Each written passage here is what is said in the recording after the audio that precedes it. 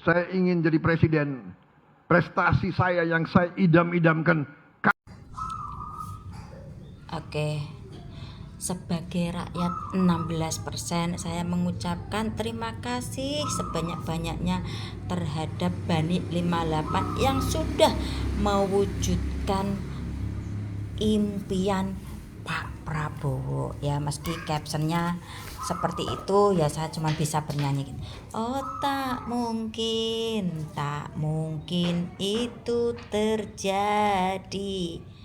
Harga turun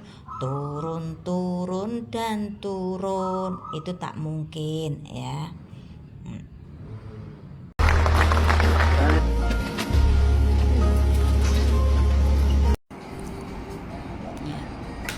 Kira-kira hatimu sakit nggak? Sedih nggak? Atau sempat juga menyanyikan lagu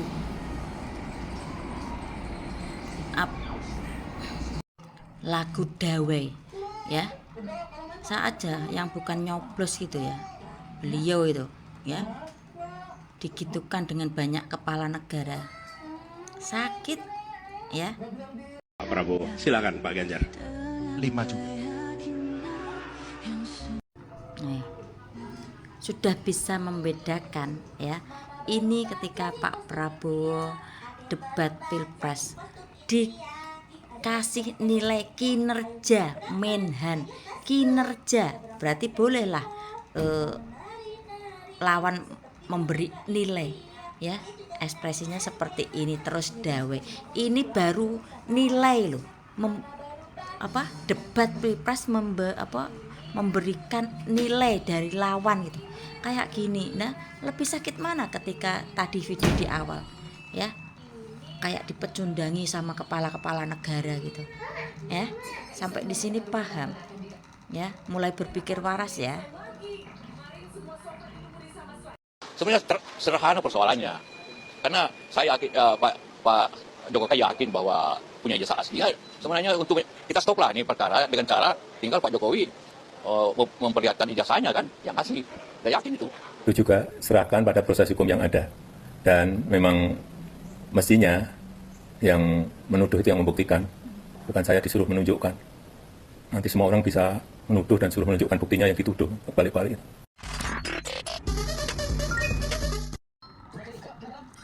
Sudah lihat video di awal ya, si sutradara ya malu setelah ketahuan kalau skenarionya tidak berlaku akibat salah satu pemerannya berkhianat membocorkan rahasia si sutradara, dan si sutradara malu untuk meminta maaf terhadap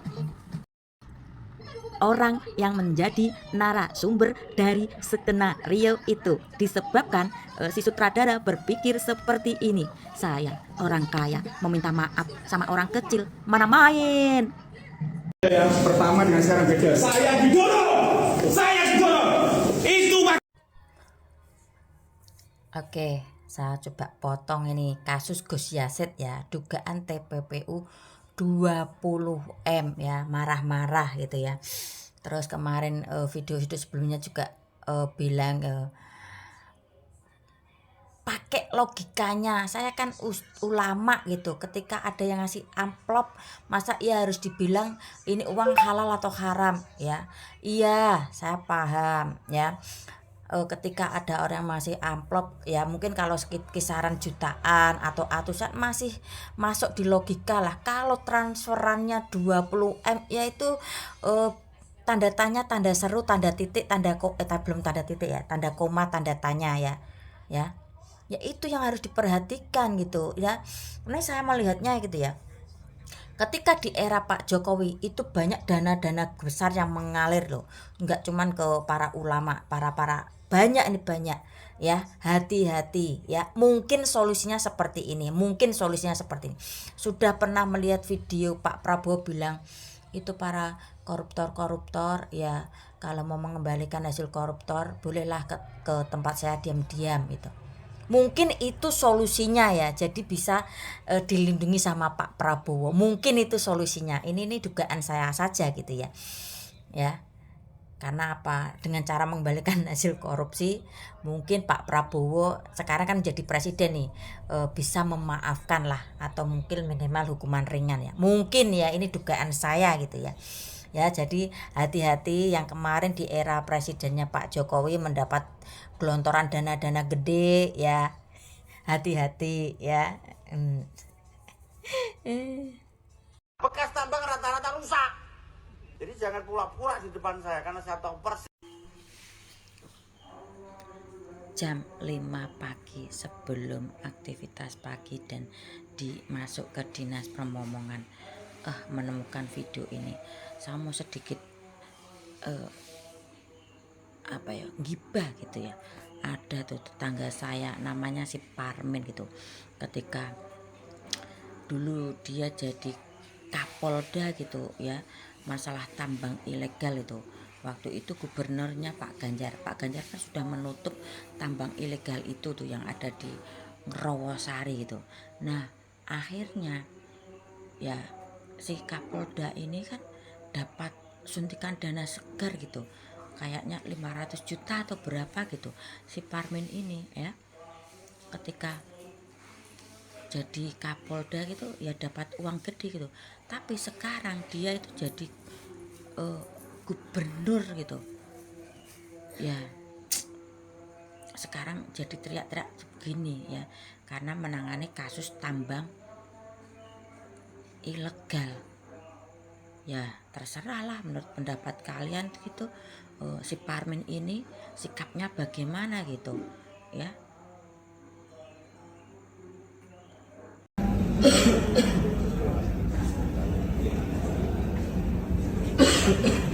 Ya, kata-kata kita.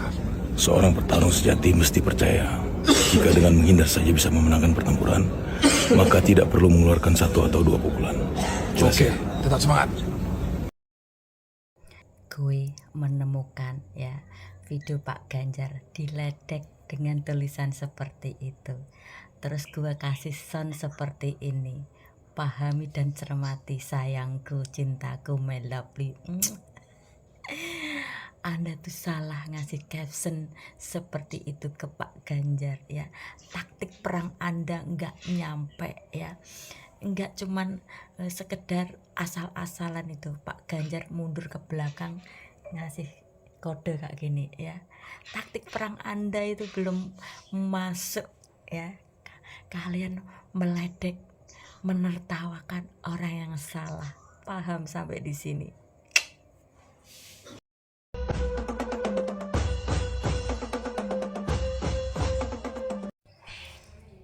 Oke, sebetulnya ini video lama ya. Video dalam ulang tahunnya Kota Semarang Jateng 479 ya kalau nggak salah, itu kan mengadakan ya intinya malam karnaval gitulah, datangi dari berbagai negara gitu. Karena hujan gede akhirnya kawasan Simpang 5 Pemuda itu banjir gitu kan, akhirnya dibatalkan gitu ya. Begini ya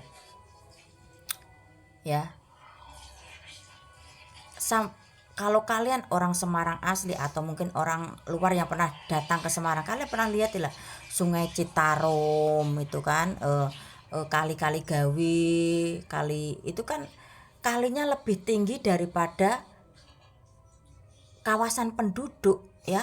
Begitu juga kawasan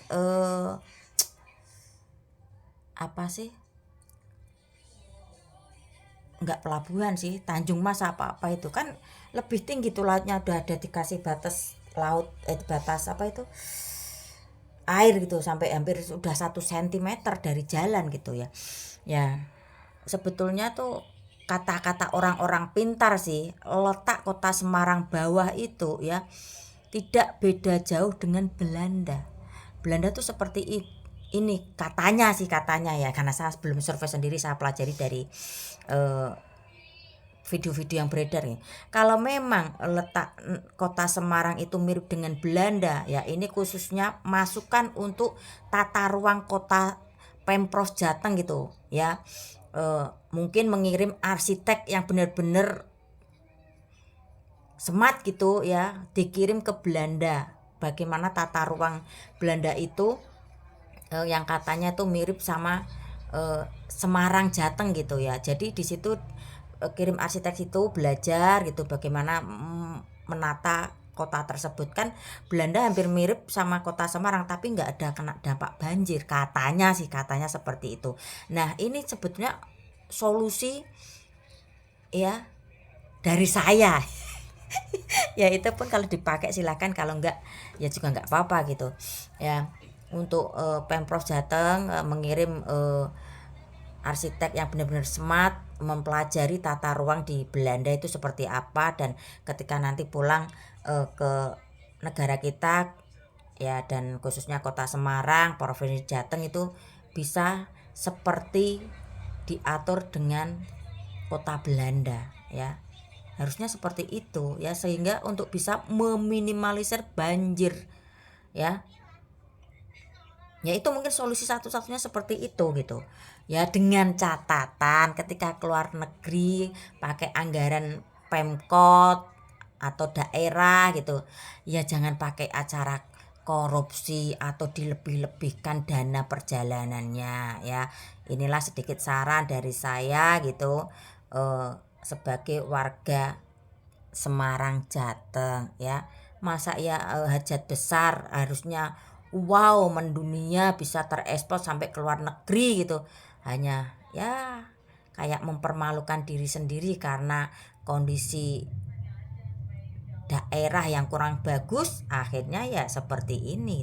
Ini yang belum seberapa, ada yang sampai udah 1 mata kaki lebih gitu ya. Ya ini sedikit saran dari saya gitu. Ini video saya tujukan teruntuk krokodil senior tersayang gitu ya. Stoplah ya, jangan PHP para janda-janda, khususnya janda-janda yang kurang pengetahuan atau wawasannya kurang tentang lelaki. Jadi di situ nanti si janda-janda jadi baper gitu. Kalau hanya kalian itu mempermainkan perasaan janda-janda junior gitu. Salah ngomong sampean ya. Saya memohon dengan sangat ya, untuk krokodil-krokodil senior, tolong jangan mempermainkan perasaan janda-janda junior. Oke? Cukup sekian pesan dari saya. Lah mau kira-kira ide kam cemburu apa ora Denek ngomong muni ganteng ki mau? Pak Neroki mulai kok ganteng menang ora ngono to lho. Tak kandhake dekam ngono kuwi ngono. Bahasa ini ngono. Padahal bojone ra tau dilem ganteng lho. Lah samdino wis weruh kok ki anu sete. Aduh. Ya wis engko tak aleme ganteng wis ora tak krungok-krungokke kowe to sek. Iya, engko ndak marahi pesek no ora duwe no. Dikira sing tuwa pamer wek sing enom ngono, Dik. Engko ndarani kok tak pamerke kowe. Oke. Mama D di hari Minggu ya, libur dari dinas momongan. Kita mau healing-healing. Healing-healingnya kemana, Bos? Bensin. Sekali lagi kurang denger. Healing-healingnya kemana? Pom bensin. Pom bensin. Siti we. Duit akeh urung buntang banteng we. Tak ketok kok. Kok gementu. Sek. Cara digoyang we.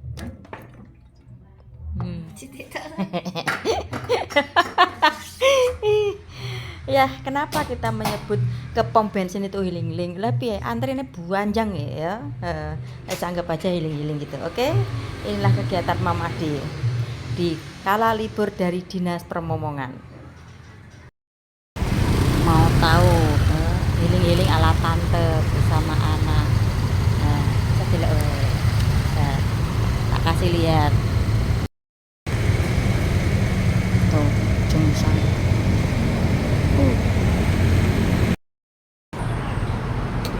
Nih nyekeli dit oke pegel ra ngono ki Mas. Hah? Biasa wae. Asem tenane. Oke.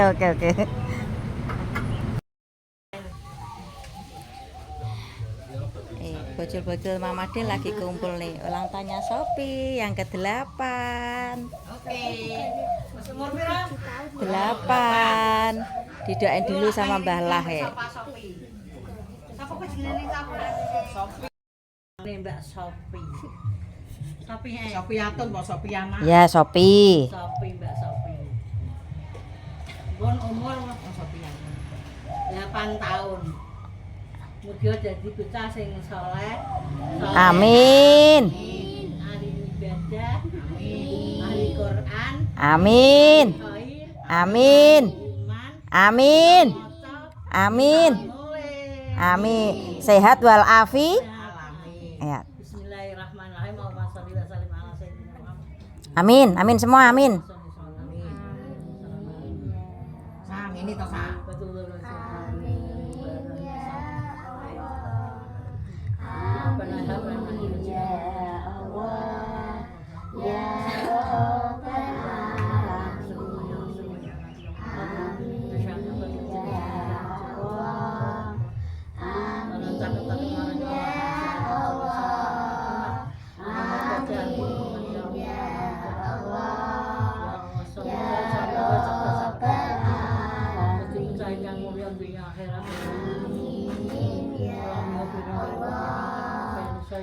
Allahumma inna nas'aluka ridha.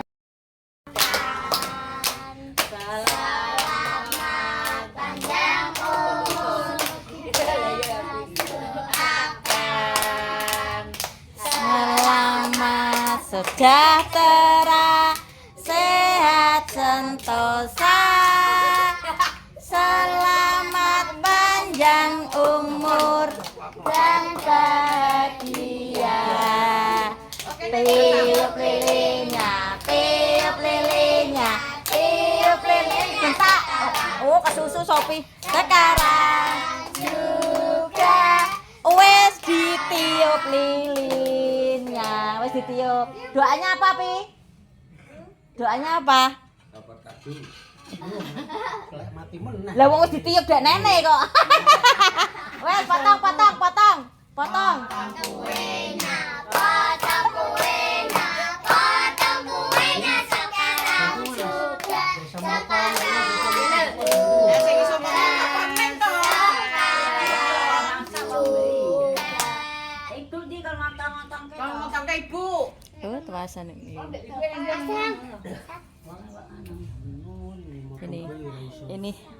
Ini momongan ya, dimana tempat anak ini berada terlalu nyaman ya udah kayak keluarga sendiri ini.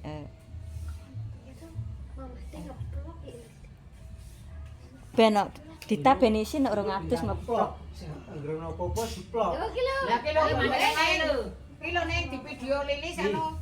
Anu padae roti. Dulangke sik ibu to, Pi. Ibu bapak, Pi. Ya didulak. Ibu sik. Ibu kan Bu. Ibu ben Kasih Pak udah sarapan, Pi. Sepi. Si. Lah napa ora lihat Mama D? Biar kan dulangke bapak sik. Karena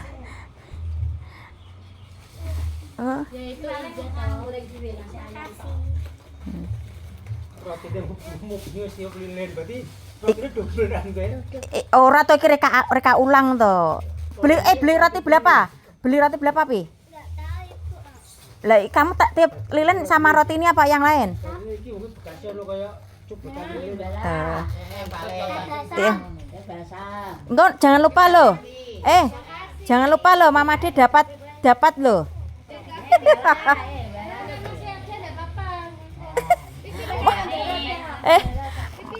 Masa iya Mama D bikin video nggak didapat piye iki? Mama D kok nggak dapat gimana?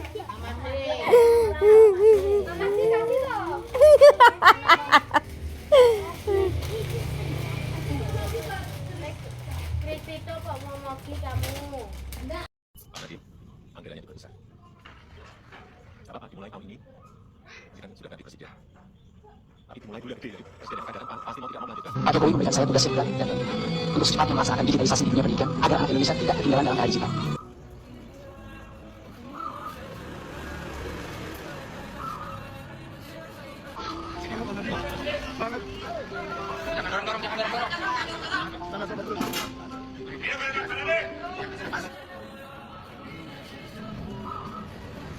Kalau ditanyakan apakah betul Nadiem itu melakukan itu secara yuridis formal, sampai saat ini bukti-buktinya cukup untuk diadukan ke pengadilan tindak pidana korupsi.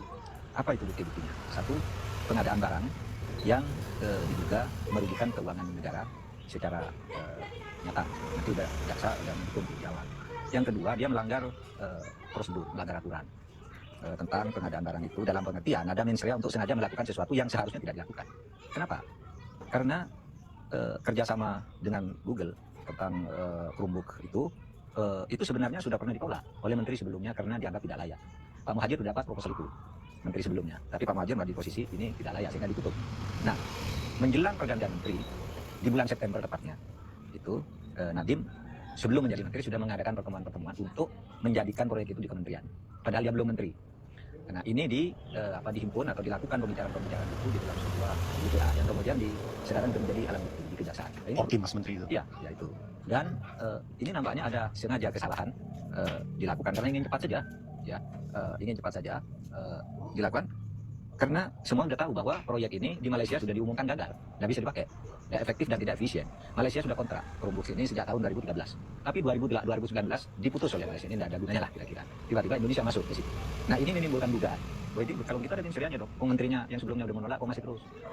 Malaysia aja udah nganggap ini tidak cocok, apalagi di Indonesia yang daerah terluar, terdepan, terbelakang itu lebih banyak ya kan dibandingkan Malaysia. Masa kita mau pakai gini gitu? Yang itu menjadi alasan awal bagi kejaksaan. Adapun kerugiannya tentu kalau ukurannya itu pakai e-katalog itu tentu masuk gitu ya. Tetapi pakai perbandingan harga real dengan barang yang serupa itu kejaksaan menemukan selisih yang sangat jauh sehingga bisa lebih dari 1 triliun. Negara itu harus mengeluarkan sesuatu yang tidak seharusnya dikeluarkan. Nah, ini penjelasan saya kepada publik. Jadi Anda mungkin perlu percaya ke kejaksaan bahwa alasan hukum untuk itu sudah cukup menurut hukum. Tetapi Anda juga boleh yakin bahwa Nadiem itu tidak sepeser pun menerima uang dari situ. Karena Nadiem tidak mencari keuntungan, dia sebagai pekerja, sebagai petugas, yang mau praktisnya aja. Iya kan, ini bagus, jalan. Padahal di situ ada prosedur-prosedur birokrasi yang harus dilewati. Nah, itu yang tidak dilewati malah dibicarakan dengan orang yang seharusnya bukan pejabat formal di situ. Nah, itu bisa salah, bisa bermasalah dengan birokrasi. Nadiem Makarim ketangkap oleh Jaksa Agung. Nadiem ini sebenarnya tidak punya pengalaman apapun dalam bidang pendidikan. Lembaga pendidikan itu haruslah terlebih dahulu sadar bahwa yang dia lakukan ini adalah mempersiapkan generasi masa depan untuk menghadapi tantangan hari depan itu. Apa hasilnya mereka belajar itu? Kan tidak ada juga dalam pengertian materi merugikan negara. Tetapi yang lebih penting bukan materi yang hampir 2 triliun itu, melainkan yang dirusak itu adalah pendidikan. Dan kalau pendidikan rusak itu artinya apa? Berapa banyak anak-anak yang kehilangan. Bidang pendidikan bukan tempat mencari uang, bukan tempat bisnis, tapi justru membuat transfer ilmu, bukan sekedar transfer ilmu, tetapi transfer ilmu itu adalah untuk mempersiapkan generasi anak-anak yang sekarang untuk ke depan. Nah, ini yang dirusak oleh Nadiem. Inilah bukti yang tidak bisa dibantah. Fakta persidangan mengungkap skandal Nadiem Makarim di balik meja Menteri Pendidikan. Bukan soal kurikulum, tapi soal dugaan manipulasi nilai transaksi raksasa antara Google dan perusahaan Nadiem Makarim PT AKAB. Polanya licin, Nadiem terbitkan Permendikbud nomor 5 tahun ke-2021. Isinya mewajibkan sekolah pakai Chromios. Begitu kebijakan ketok palu, Google langsung guyur saham ke Gojek. Ini bukan kebetulan. Ini diduga kuat adalah quid pro quo suap dalam bentuk valuasi saham. Perhatikan angka silumannya. Di depan notaris, nilai transaksi cuma dicatat 9,6 miliar rupiah. Tapi fakta persidangan mengungkap nilai aslinya mencapai 1,4 triliun rupiah. Kenapa angka aslinya disembunyikan? Karena ada dugaan financial fraud untuk menyamarkan kickback atas proyek laptop nasional. Tak berhenti di situ. 106 miliar lembar saham diduga dilarikan ke perusahaan cangkang di Cayman Island. Surga pajak untuk cuci uang. Skema ini diduga berhasil menggelembungkan kantong pribadi Nadiem hingga 4,8 triliun rupiah saat rakyat sedang susah di masa pandemi. Pajak rakyat dipakai beli laptop Google. Menteri dapat cuan triliunan dari investasi Google. Ini bukan digitalisasi, ini korupsi kebijakan. Nadiem Makarim, saatnya Anda bicara. Ini untuk mencerdaskan bangsa atau memperkaya diri sendiri. Udah lihat video di awal, saya mengamati dan memahami kata-kata bagian Pak Mahfudnya gitu ya. Kalau tentang Pak Nadiem ini kan ya apa ya? Kalau Pak Nadiem ini kan ya intinya kerjasama sama Google lah. Apa tadi pahami aja juga Pak Prabowo juga bisa masuk ketika beliau menjabat di Menhan. Ya kasusnya hampir sama gitu. Ketika menteri-menteri sebelumnya tuh menolak gitu untuk kerjasama, tapi ketika Pak Prabowo, Pak Nadiem menjabat sebagai menteri, ambil proyek itu ya. Ya kalau Pak Nadiem masuk, seharusnya Pak Prabowo masuk ketika menjabat jadi Menhan, membeli pesawat itu dari mana itu ya, cari aja. Nah ini ya pesan saya ya, ini aja ya Pak Nadiem yang dengan membuat pola atau skema yang begitu ruwet aja bisa ketahuan. Apalagi kalian yang memakai skema ya sekadar ala kadar-kadarnya ya. bisa kena. Hati-hati. Ini nggak semua orang bisa memahami skema korupsi Pak Nadiem loh. Ini levelnya udah level internasional mungkin ya. Tapi namanya tindakan buruk atau tindakan jelek ya, kejahatan ya. Istilah kata pepatah berkata ini, sepandai-pandainya tupai melompat pasti akan terjatuh juga ya. Hati-hati. Saya sudah sering bilang ya, ini untuk di era kepemimpinan Pak Prabowo ini ya, untuk para pejabat maupun ASN intinya yang berhubungan dengan pegawai negeri ya, kemungkinan akan banyak ekonomi yang akan tumbang ya, khususnya yang kemarin juga mendukung Pak Prabowo ya. Hati-hati. Saya sekedar memberi pesan, mau dipakai silakan, enggak juga nggak apa-apa. Oke, sekali lagi saya ingatkan, skema atau pola yang dibuat sama Pak Nadiem Makarim ini enggak semua orang bisa memahami loh ya, akhirnya ketahuan juga ya. Ini polanya rumit dan ruwet loh ya, akhirnya konak juga ya. Hati-hati.